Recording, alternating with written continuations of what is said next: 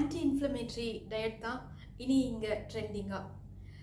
நாங்கள் நியூட்ரிஷன் படிக்க ஆரம்பித்த காலத்தில் இருந்து ஒவ்வொரு 5 வருஷத்துக்கும் ஒரு weight loss diet pattern famous ஆகிட்டே இருக்குங்க.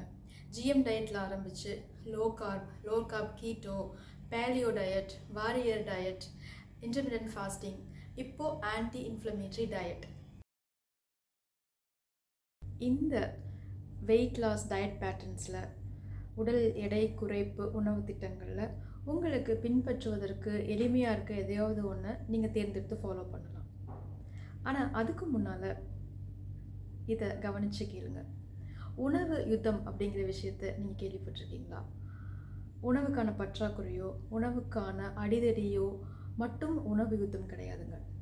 நம்ம என்ன சாப்பிடணும், சாப்பிட்றதுக்காக என்ன வாங்கணும் அப்படிங்கிறத வெளியே எங்கேயோ இருக்கிற வியாபாரிகள் தீர்மானித்து நம்ம மேலே அவங்களுடைய கருத்தை ஏற்றுவது கூட ஒரு வகையில் உணவு யுத்தம் தான். நீங்கள் அந்த உணவு யுத்தத்துக்குள்ளே சிக்கிட்டு இருக்கீங்களா? பிறர் கருத்துக்களால் இன்ஃப்ளூயன்ஸ் ஆகிறீங்களா? உங்கள் உடலை பற்றி, உங்களுடைய உணவு முறைகளை பற்றி அதிகம் அறிந்த நபர் யாராக இருக்க முடியும்? நீங்களா அல்லது வெளிப்புற வியாபாரிகளா?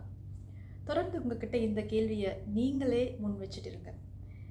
எதனால் எனக்கு உடல் எடை அதிகமாச்சு, எடை குறைப்பு ஏன் சாத்தியப்படலை அப்படிங்கிற ஒரு கேள்வியை திறந்த மனதோடு ஒரு 7 நாட்கள் உங்களையே நீங்கள் கேட்டு பாருங்கள்.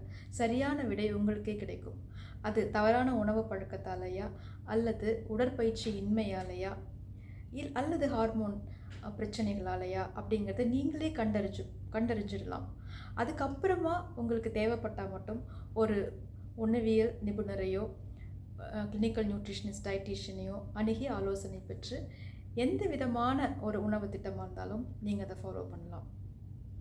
மற்றபடி ஆன்டி இன்ஃப்ளமேட்டரி டயட் அப்படிங்கிறது ஏற்கனவே நம்ம அஞ்சரை பெட்டிலையும் அடுப்படியிலையும் அம்மாக்கள் கைமணத்திலையும் இருக்கிறது தான். அதை பற்றி இன்னும் தெளிவாக அடுத்த வீடியோவில் நம்ம பார்ப்போம்.